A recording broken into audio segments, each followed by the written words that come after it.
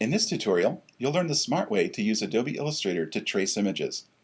Notice I'm using Adobe Illustrator CC, which stands for Creative Cloud, but this also works with Illustrator CS6 on both Mac and Windows.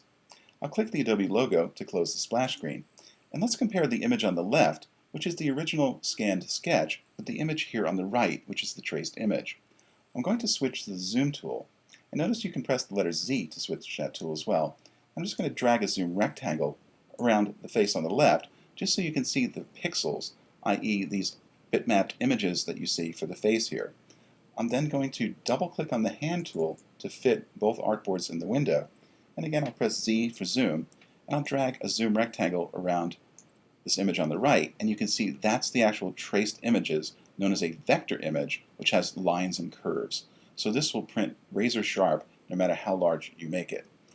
I'll double click the hand tool, and let's take a look at how you would change the scanned image into a traced image. So this image that you see on the left was simply placed using the File Place command. So it's just a matter of making a new document, choosing File Place, and then placing the image.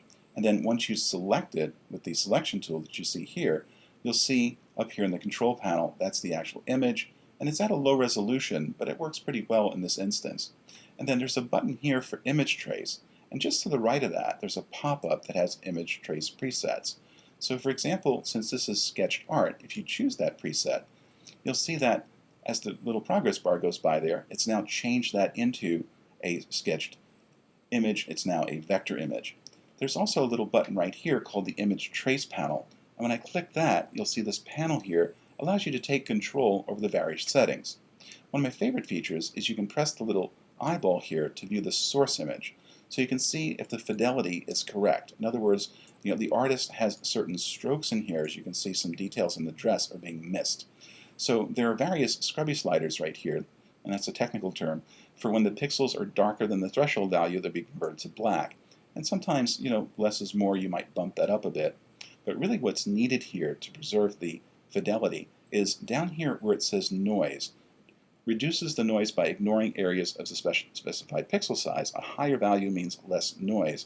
So if I drag this to the left, watch over on her dress here. Now you can see some lines are starting to come back there.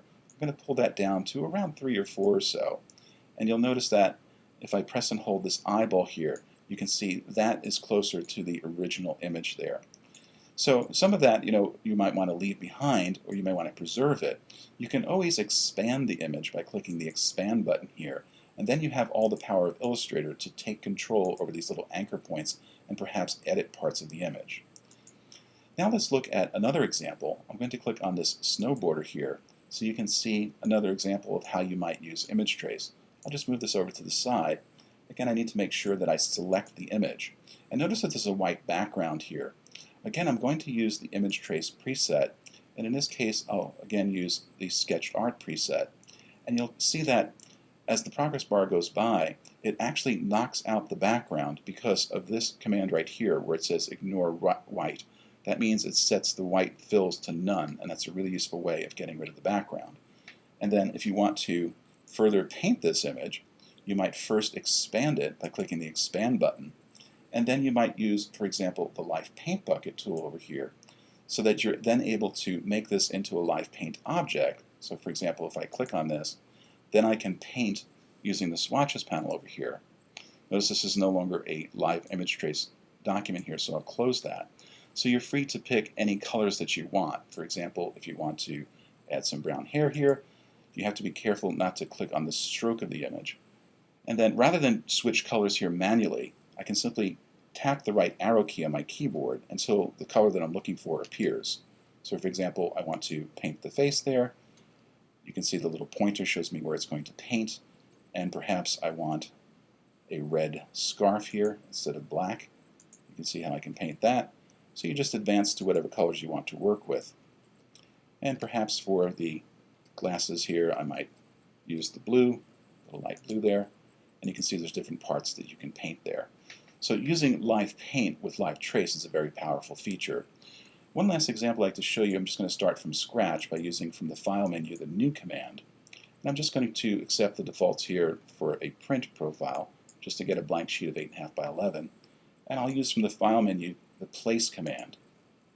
And in this case, I'm going to bring in a scanned signature, and I'll leave that as a live link, and I'll just click here so you can see there's a signature, and I'll zoom in so you can see that better.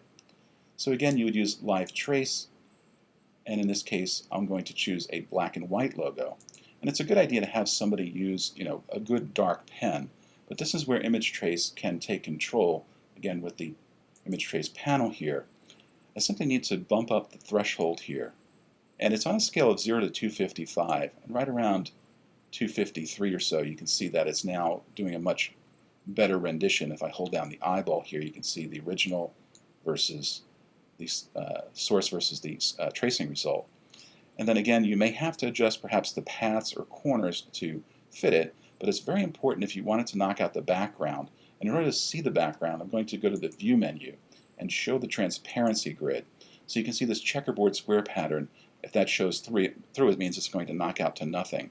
And watch when I click on Ignore White, then you'll see that you can see through the holes and the letters there, the background. And that can be really useful if you want to put a signature on a colored background. And then the last tip is, if you want to use this for Microsoft Office, such as Microsoft Word or PowerPoint, notice on the File menu is a really useful command, File Save from Microsoft Office. This will save a properly formatted PNG file, and I'll just call it signature. And then you can place that wherever you want it, and then that can plug and play with Microsoft Office. I'll go ahead and click Save, and I'm going to switch to Safari just to mention there's also a free Adobe Ideas product here that you can download for iPad that allows you to use perhaps a stylus like the Adobe Touch perhaps, or your finger, so you can actually draw images on a touch surface such as an iPad, and then that can be opened inside of Adobe Illustrator just by saving it to your Creative Cloud workspace. So we cover this and all much more. If you'll visit our website here at thinkbiglearnsmart.com, we have regularly scheduled classes for Adobe Illustrator as well as InDesign, Photoshop, and many other products. So if you're seeking certification perhaps for the Adobe Certified Associate or Expert exam, we'll be happy to help you achieve Adobe certification. Thanks for watching the video.